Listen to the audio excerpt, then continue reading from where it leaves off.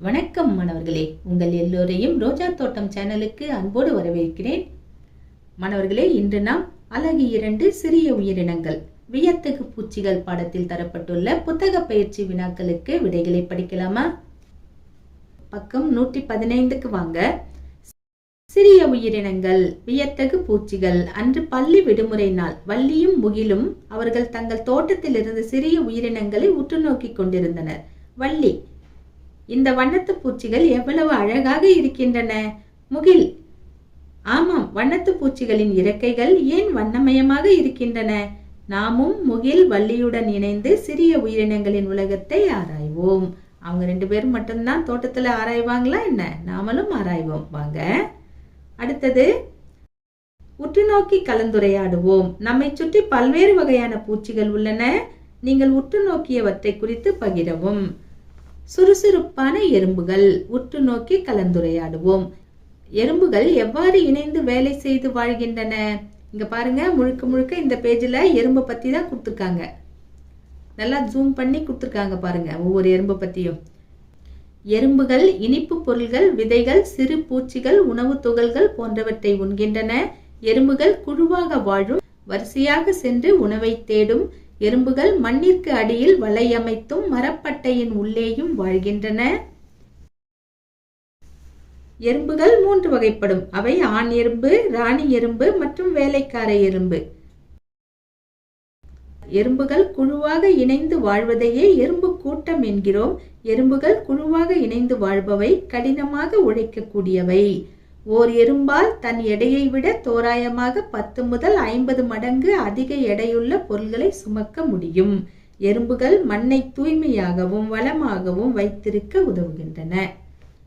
மண்ணை வளமா வச்சிருக்கிறதுக்கு எறும்பு உதவுது. நமக்கு நண்பன் தான் இல்லையா? அதை மறக்காதீங்க. அடுத்து பாருங்க, செய்து பார்ப்போம். வள்ளி, முகில், அமீர், டேவிட் ஆகியோர் உருப்பெருக்கும் கண்ணாடியை பயன்படுத்தி எறும்புகளை உற்று நோக்குகின்றனர். படத்தில் காட்டியுள்ளவாறு ஒரு துளி நீரை கொண்டு உருப்பெருக்கியை உருவாக்கவும். அதை பயன்படுத்தி எறும்புகளை உற்று நோக்கவும். நீங்கள் உற்று நோக்கியவற்றை பதிவு செய்து பகிரவும். இந்த லென்ஸை நீங்களே உருவாக்கலாம்.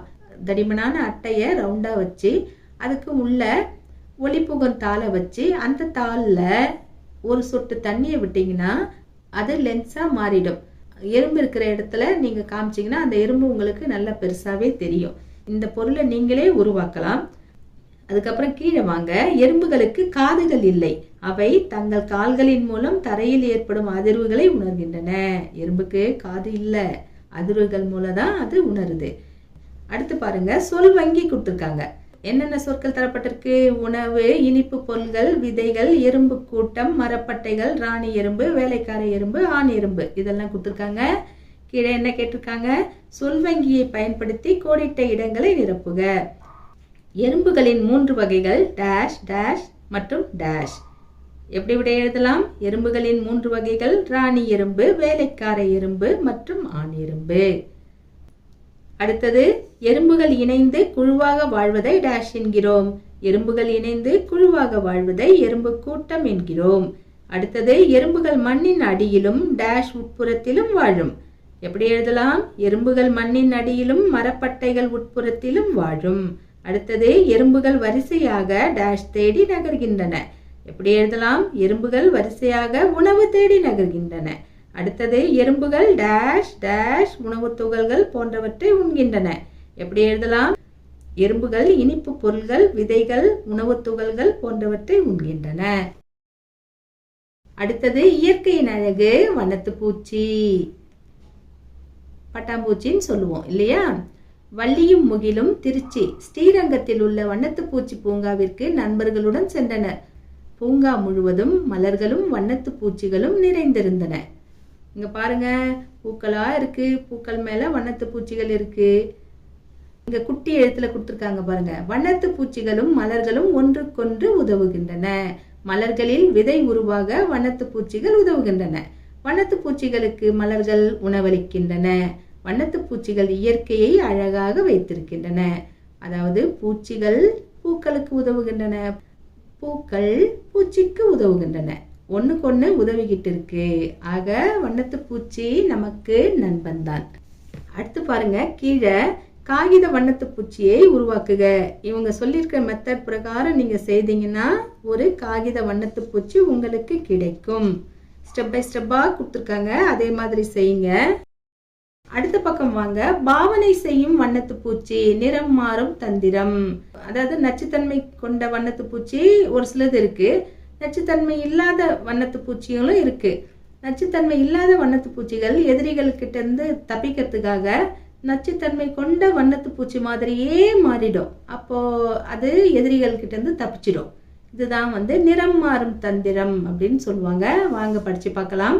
சில வண்ணத்து பூச்சிகள் பிற வண்ணத்து பூச்சிகளின் நிறங்களை நகலெடுக்கின்றன.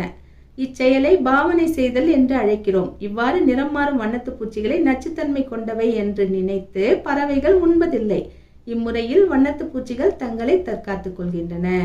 ஐயோ இது பாய்சன்பா அப்படின்னு விட்டுட்டு போயிடும். ஆக்சுவலா அது பாய்சனான வண்ணத்து பூச்சியே கிடையாது.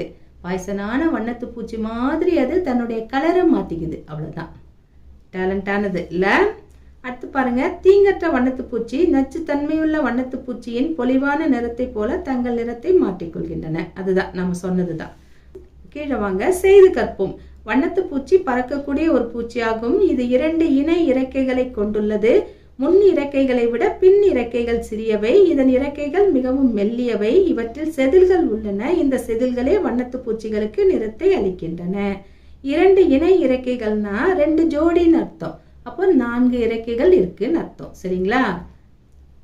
பின்னாடி இருக்கிற இறக்கைகள் சிறியவை, முன்னாடி இருக்கிறது பெருசு. படத்தை பார்த்தீங்கன்னா உங்களுக்கு தெரியும். முன்னாடி இருக்கிறது தான் பெருசு, பின்னாடி இருக்கிறது சின்னது.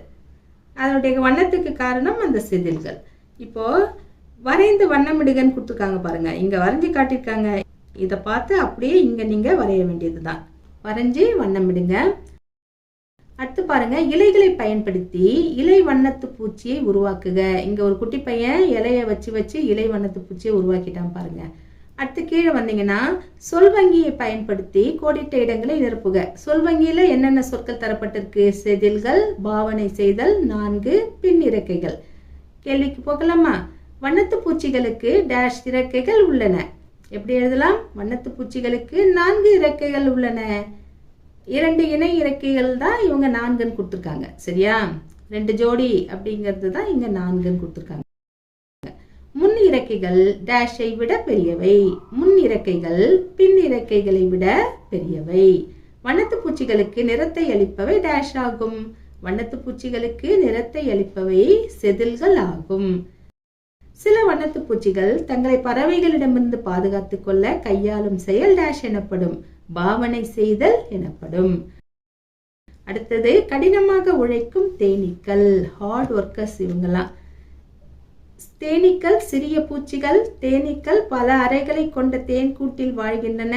தேனீக்கள் தேனை உற்பத்தி செய்கின்றன. ஒரு தேனீ ஒரு சொட்டு தேனை உருவாக்க 50 முதல் 100 மலர்களில் இருந்து பூந்தேனை சேகரிக்கிறது. தடிமனான அட்டையை பயன்படுத்தி தேன் கூட்டை உருவாக்குக. இங்க எப்படி தேன் கூடு இருக்குன்னு பாருங்க. அதை எப்படி இங்க குட்டி பசங்க உருவாக்குறாங்கன்னு பாருங்க. அடுத்தது பாருங்க. தேனீக்கள் 3 வகைப்படும். வேலைக்கார தேனீக்கள் தங்கள் உடலில் உருவாகும் மெழுகை பயன்படுத்தி தேன் கூட்டை உருவாக்குகின்றன. தேனீக்கள் மலர்களிலிருந்து பூந்தேனை சேகரிக்கின்றன. அவற்றை தேன் கூட்டிற்கு கொண்டு வருகின்றன. தேனீக்கள் பூந்தேனை தேனாக மாற்றுகின்றன. அதனை தேன்கூட்டில் உள்ள அறைகளில் சேமிக்கின்றன. ராணி தேனி தேன்கூட்டின் சில அறைகளில் முட்டையிடுகின்றது. அவற்றிலிருந்து இளம் தேனீக்கள் உருவாகின்றன. ஆண் தேனீக்கள் ராணி தேனிக்கு உதவுகின்றன. 3 பேர் இருக்காங்க தேனீக்கள்ல. சரிங்களா? அடுத்து பாருங்க. செய்து கற்போம். தேன்கூட்டை வரைக. இங்க தேன்கூடு கொடுத்துருக்காங்களா, அதை எடுத்து இங்க அப்படியே வரைய வேண்டியதுதான்.